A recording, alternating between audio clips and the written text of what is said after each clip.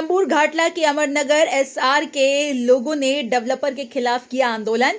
पूर्व नगर सेवक अनिल पाटनकर भी समर्थन में पहुंचे। रविवार की सुबह चैम्बूर घाटला के अमरनगर एसआर के रहवासी रास्ते पर उतरे थे। अपने डेवलपर के खिलाफ आंदोलन कर रहे थे। यहाँ के रहवासी और शिवसेना यूबीटी शाखा प्रमुख उमेश करकेरा के नेतृत्व में आंदोलन कर रहे इन लोगों का फूटा गुस्सा और बिल्डर पर आरोप लगाया, ना तो यहाँ डेवलपमेंट हो रहा है और ना ही किराया सही ढंग से मिल रहा है। पूर्व नगर सेवक अनिल पाटनकर इन परेशान नागरिक के समर्थन में पहुंचे थे। महाराज की जय, छत्रपति संभाजी महाराज की जय, छत्रपति बाळासाहेब ठाकरे यांचा जय, छत्रपति बाळासाहेब ठाकरे यांचा जय, पक्षप्रमुख उद्धवसाहेब ठाकरे यांचा जय, पक्षप्रमुख उद्धवसाहेब ठाकरे यांचा जय। अमरनगरचा विकास लोकांना हवा आहे, त्यासाठी त्यांनी सर्वांनी त्या टायमाला मान्यता दिलेली आहे। पण आज गेली 17-18 वर्षे एक विकासक मग दुसरा येतोय, दुसऱ्याकडून आता हे जे आज ही परिस्थिती जी उद्भवली आहे की काही 60 लोक भाडे घेऊन गेलेले आहेत, बाकी ज्यांची भाडी भरलेलीच नाही आहेत। आज 4-6-2.5 वर्षानंतर 4-6 महिन्यात भाडं थकलेली आहेत आणि कुठेतरी त्यामुळे लोकांच्या सहनशक्तीला सुद्धा अंत असतो आणि त्यामुळे लोक आज या लढाईसाठी उतरले आहेत। जे शाखा प्रमुख उमेश करकेरा यांच्या नेतृत्वात म्हणण्यापेक्षा ते स्वतः इथे प्रकल्प बाधित आहेत, इसारेचा एक भाग म्हणून आज ते सुद्धा आहेत आणि त्यांच्या नेतृत्वामध्ये अमरनगर रहिवाशांना न्याय मिळावा या दृष्टीने आम्ही इथे आलेलो। आमच्या मागण्या सुद्धा माफकच आहेत की विकासकाने पूर्णपणे 2 वर्षाचं तिथे भाडं भरावं। खाली केलेत लोकांनी, आज 2.5 वर्ष झाले कामकाजाला सुरुवात नाही आहे। 1 वर्षाचं पोस्टपेड द्यावं आणि जी ॲग्रीमेंट जुन्या ॲग्रीमेंटवर कंटिन्युटी चालू आहे त्यापेक्षा त्याच्याबरोबर एक व्यवस्थित नवीन ॲग्रीमेंट बनवून आजच्या रूल रेग्युलेशन प्रमाणे त्यांनी जो निर्णय घ्यावा। विकासकाला विरोध नाही आहे, प्रकल्पाला विरोध नाही आहे, पण ह्या सगळ्या गोष्टी त्यांनी ज्या कराव्यात काय की हे जे घर आहे, हे घरकुल आहे, ही यांच्या आयुष्याची पोटपुंजी आहे। हे आईवडिलांचं आमच्या स्वप्न आहे। आला मुंबईत त्यांनी घर बांधलं, एक झोपडं बांधलं, आज त्याच्या इमारतीत एक अद्यावत चांगल्या घरात रूपांतर होतंय आणि मुंबई सोडली तर इतर ठिकाणी एसआरए प्रकल्पने आहेत। मोफत घर ही संकल्पना विकासकाकडून द्यायची आमच्या मुंबईतच आहे। खाण्यापिण्यात आता सुरुवात झाली आहे, म्हणजे ते मोफत घर आमचं हक्काचं घर जे मोफत मिळतं आम्हाला ते चांगलं सुंदर मिळावं, व्यवस्थित मिळावं, वेळेवर मिळावं, सुसज्ज बांधकामाने मजबूत असं मिळावं ही लोकांची अपेक्षा आहे आणि ती असायलाच हवी। तर त्या दृष्टीने आमची ही लढाई आहे। त्यांनी उद्या सुद्धा विकासकाने या कमिटीशी चर्चा करावी की जी लोक आहेत, जुनी कमिटी आहे जी तिथे कमिटी आहे त्या कमिटीला बोलवावं आणि एक चांगलासा निर्णय घेऊन कामकाजाला सुरुवात करावी। पण त्यामध्ये आता एक कोणतरी विश्वासू माणसाची गरज आहे की त्याने बाबा विश्वास द्यावा की लोकांना, कारण काय झालंय की लोकांचा आता स्वतःवरचाच विश्वास उडला। मी दिलंय, मी सही केले, मुलं शिवाय घालतायत, मग आता विश्वास कोणावर ठेवायचा? आणि असा विश्वास उडल्यानंतर लोक पुढच्या प्रोजेक्टला पुढच्या निर्णयाला तयार होतील का? तर त्यामुळे त्यांनी यावं, इथे चांगल्या प्रकारे विश्वास संपादन करावा, सगळ्या गोष्टी सुस्पष्ट अशा लोकांना दाखवून द्याव्यात आणि त्या करारनामाच्या माध्यमातून लोकांसमोर आणून विकासकाला चालना द्यावी। पोलीस अधिकारी शेवटी पोलीस असतो, कायद्याचा रक्षक असतो, तो त्याचं काम करतो। त्यांनी कालच उमेशना बोलवलं होतं, मग मला सुद्धा पाचारण करण्यात आलं। मी गेलो त्यांच्याबरोबर, त्यांना मी म्हटलं आमची लढाई राजकीय लढाई नाही, आम्हाला कोणता स्टंट करायचा नाही।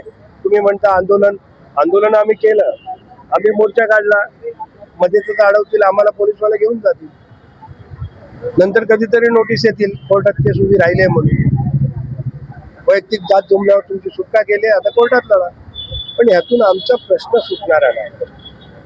त्याच्यामुळे त्यांना आम्ही म्हटलं की तुमच्या विनंतीला मान देऊन आमचा मोर्चा निघणार नाही किंवा मला नोटीस दिली, आम्ही त्याला कायद्याने तुम्हाला आम्ही त्या बदल्यात एक उत्तर देऊ की आमची लढाई काय आहे। तुम्ही संबंधित वरिष्ठांना बोलवा, विकासकाला बोलवा, अधिकाऱ्यांना बोलवा, तिथली जी 4 समंजस माणसं आहेत त्यांना बोलवून एक मार्ग काढा, एक तोडगा काढा त्याच्यात।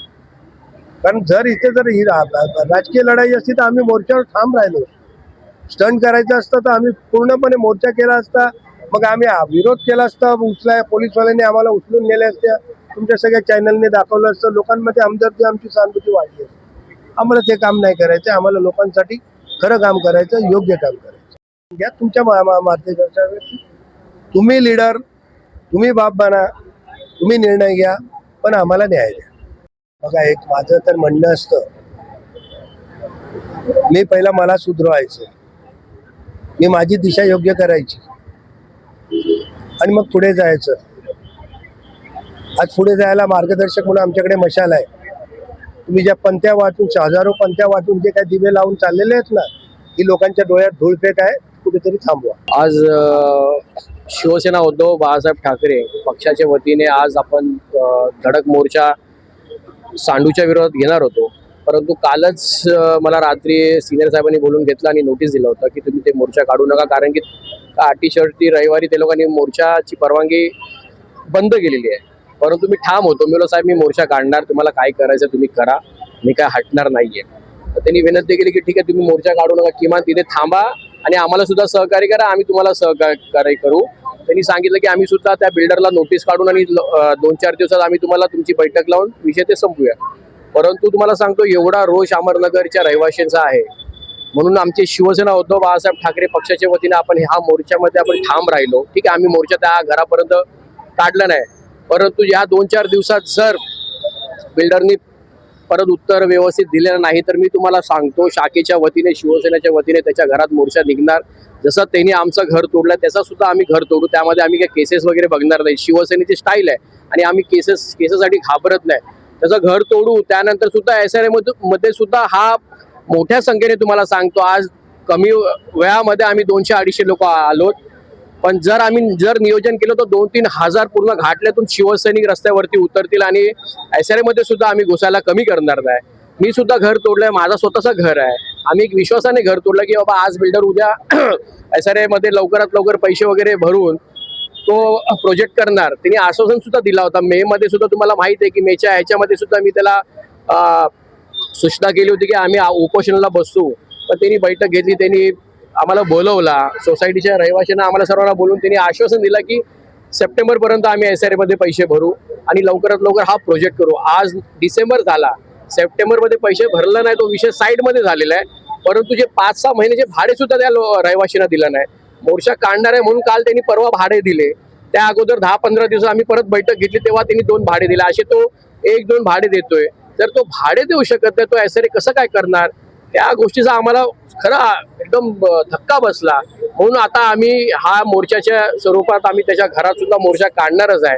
आज आम्ही फक्त आणि फक्त पोलिसांनी आम्हाला विनंती केली, हा पहिला मोर्चा होता म्हणून आम्ही स्टॉप केला. पण तुम्हाला मी आज वचन देतो की जर त्यांनी आमच्या रहिवाशांना न्याय दिला नाही आणि लवकरात लवकर बिल्डिंग बांधलं नाही तर त्याचा घरात सुद्धा मोर्चा आम्ही काढू आणि जसं तसं त्यांनी घर आमचं तोडलंय त्याचं सुद्धा आम्ही घर तोडू. हे तुम्हाला शिवसेनेच्या वतीने मी शब्द देतो. अभी खाली करके हम लोग को भाड़ा अभी 2 साल तो बराबर ठीक थे, 1 साल का तो बराबर दिया, दूसरा साल भी बराबर दिया. अभी ये साल से हमको चेक जरा टाइम पे नहीं मिल रहे.